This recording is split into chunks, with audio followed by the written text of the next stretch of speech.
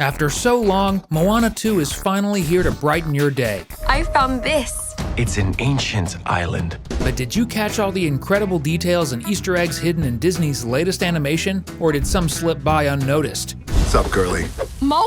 Can I get a chee-hoo? Even if you haven't watched the movie yet, you probably know from the trailers that Moana's new challenge is to break a curse placed by Nalo, the storm god, which prevents humanity from uniting. One key item in her divine mission is an ancient jar with a drawing of the island she must find to lift the curse. But sharp-eyed viewers may notice another detail on the jar, a depiction of 8 people. Interestingly, that's exactly how many joined the journey. Moana, Loto, Moni, Kele, Pua, Hehe, a Kakamora who joins the group, and of course, Maui. This suggests it was fate for precisely 8 individuals to unite for the quest. Since Moana initially sets out with only 5 companions, her encounters with the Kakamora and Maui seem predestined. While never explicitly stated, this small detail strongly hints at the divine orchestration of their group.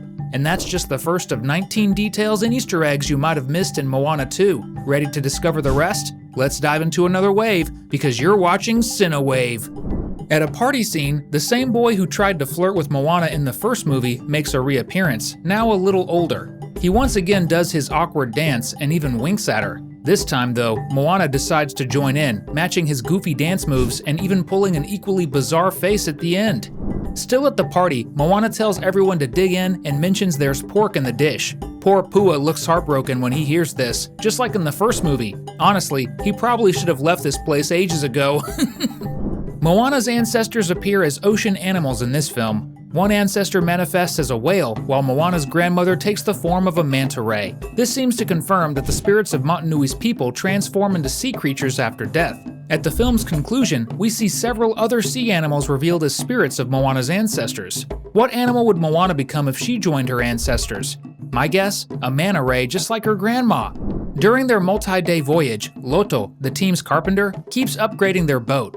One of her most useful additions is a small house for Pua and Heihei. Not only does it serve as a cozy spot for them to sleep, but it also prevents them from falling into the sea during their wild navigations and battles. We all remember Heihei's habit of falling overboard in the first movie, even annoying the ocean itself. At one point, a Kakamora gets hit by a dart and passes out. But hold up, poison darts only work because they inject venom into the bloodstream. This implies that Kakamoras aren't just animated coconuts, they actually have blood and organs. Creepy. Speaking of Kakamoras, this sequel dives deeper into their culture and history. In one scene, Moana's group is hit by darts. Yes, even poor Pua gets shot. But Heihei dodges every single dart, earning the Kakamora's respect. They even treat him like royalty, setting up a shady spot with a little parasol for him to rest under. It seems that in Kakamora culture, showing superiority earns their admiration. Later, one Kakamora joins Moana's team and even becomes best buds with Heihei, sharing heartfelt moments like sitting with an arm around him. Heihei's a celebrity in the Kakamora world now. If you want Disney to make Moana 3, comment below with hashtag Moana3. The green gooey creatures that produces the toxins used by the Kakamoras to coat their darts look strikingly similar to 2 different species, one from real life and one from fiction. In real life, it closely resembles the blobfish, a bizarre gelatinous fish often called the ugliest animal alive, and honestly, it didn't have to try very hard to win that title.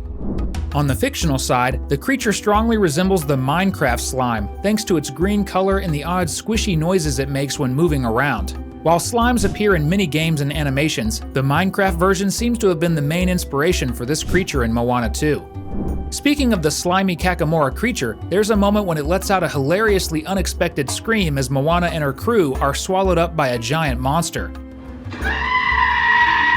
But that scream wasn't created just for the movie. It's actually taken from a viral internet video where a goat screams in the same way. This video became one of the internet's most famous memes, and naturally, it found its way into a Disney movie as an Easter egg. After helping Moana, Matangi compliments Maui's looks. Since the movie clearly shows that Matangi and Maui have known each other for ages, could this mean they once dated before Maui stole the heart of Te Fiti? Or perhaps Matangi always liked Maui, but never had her feelings returned? It's not hard to believe, given how suspiciously fond she sounds when talking about him. We already know Maui is powerful, but it seems he might also have the ability to see the future. At one point, he jokingly tells Moana, "You could have sent me an email," complaining that she didn't invite him on the journey. But remember, Moana takes place in the distant past, long before the internet, computers, or emails were invented. Before you call it a plot hole, Maui adds, "In 2,000 years you'll understand." This confirms that Maui somehow has knowledge of the future and knows emails will exist in about 2 millennia. What else does he know? Could he already be aware that Disney would make an incredible movie about him and Moana? That would be hilarious! As you may have noticed, Moana 2 includes some awesome callbacks to the first movie. One of the best moments comes after Maui returns. In a scene where Moana is feeling down, Maui transforms into his infamous half-man, half-shark form. If you remember, this was the accidental transformation from the first movie when he was still struggling to control his magical fishhook. This time, however, Maui transforms on purpose to lighten the mood and cheer up his best friend. Even after all these years, Maui's playful personality hasn't changed. The fact that he's willing to relive such an embarrassing moment just to make Moana laugh, that's true friendship. One of the standout songs in Moana 2 is performed by Maui in this scene where he comforts Moana. What's amazing is that the scene and the song contain several elements that harken back to the iconic number from the first movie, "You're Welcome." During the new song, Maui repeats some of the same moves he did in his original performance, and the imaginative background design has a striking resemblance to the vibrant visuals that accompanied "You're Welcome." Another callback happens later in the same song when the imaginative visuals once again mimic the style of Maui's earlier performance. Before we dive into more exciting details, make sure to hit that subscribe button so you don't miss our upcoming videos. When Maui gets ready to lift the island cursed by Nalo, the storm god, he remarks that he's a bit rusty at this island lifting thing. This is a direct nod to one of his legendary feats mentioned in the first Moana movie. Remember how Maui boasted to Moana that he raised multiple islands from beneath the ocean? Now we get to see his strength in action.